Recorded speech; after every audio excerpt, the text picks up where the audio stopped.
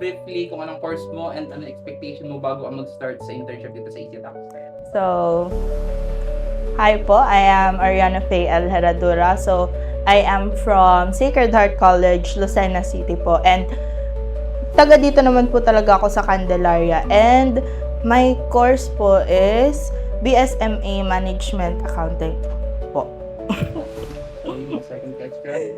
Paano mo nalaman ang tungkol sa company at ano ang dahilan kung bakit dito mo napili mag-internship? So, nalaman ko po ang EasyTax is during po nung grade 12, yung work immersion. So, dito na po ako nag-work immersion noon. So, noon po, may kasabay kami noon na nag-i-internship din. So, na-curious ako kung parang paano ba talaga mag-ano dito. So, parang gusto ko rin siyang itry. So, kaya dito ko po napili. And ano yung first impression mo nung nagsisimula ka pa lang dito sa EasyTax? So, nung first day, so siguro po, masasabi ko na feel ko parang ang serious ng ano dito. Kasi, sa ngayon po, ang napapansin ko kasi pag morning talaga, doon may mga trabaho ang lahat. So, nung unang araw ko, tas pagdating ko, ang serious na ng lahat, then may mga sarili-sarili na silang ginagawa. So, yun. May bagay ba na iba sa expectation mo dito? So, siguro po, nung hindi ko lang ina-expect dito is yung pagiging unserious po ng lahat. So, pag may downtime, so yun, lahat ng kulit ng tao lumalabas. And dun po, makikita mo talaga na masaya din dito po sa EasyTax. So, ano yung pinaka-memorable na task, project, or experience mo during your internship? Siguro po yung pinaka-memorable ay yung first day ko. So, yung supervisor ko po talaga is si Sir James. And that time, may meeting po sila ni Sir Ed. So, wala po si Sir James. So, sabi po ni Sir Menard is may may pagagawa daw po siya.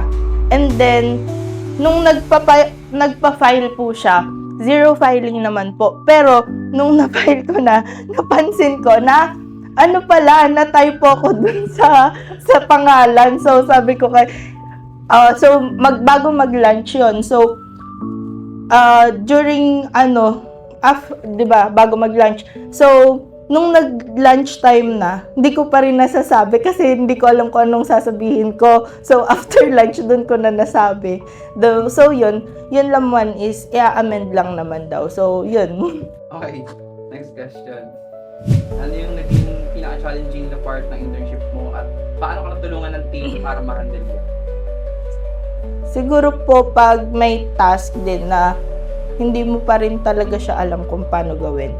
So, katulad po nung nagsisimula pa ako, yung mga first week. So, may mga task po talaga na hindi ko pa rin alam kung paano gawin. So, yun po siguro yung challenging part. But once po na makapag-ask ka naman po sa mga iba or sa supervisor or sa co-interns mo rin. So, yun, madali na naman siya and goods na po lahat. Kung ikaw kung karami mo nung first day sa sarili mo ngayon, ano yung pinaka-malang improvement o learning mo? Siguro nung first day, hindi talaga ako umiibig pa nun. So, ngayon, siguro isa na ako sa pinakamadaldal. So, yun lang naman. Ano yung pinaka-na-appreciate mo sa work environment or sa way ng team sa pag-handle sa interns? So, siguro po ang pinaka-na-appreciate ko sa mga supervisors po and sa mga dito is yung pagiging open po nila. So, pag napaka-welcoming din po nila. So, yun lang po. Para sa mga students na naghahanap ngayon ng internship, bakit mo sila may encourage na mag-apply?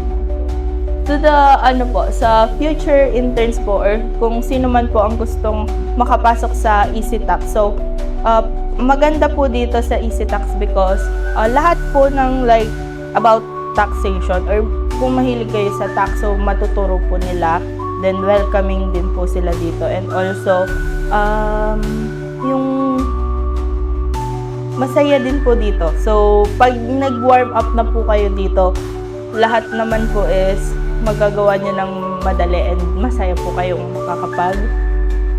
trabaho in a sense na gagawin niyo po yung mga task na pinapagawa nila. Kung may isang bagay kang gustong sabihin sa mga future interns dito, ano yun? So, ang ma-advise ko lang po is siguro before po, like, kunwari, may task na pinapagawa sa inyo and like, unsure ka sa pinapagawa.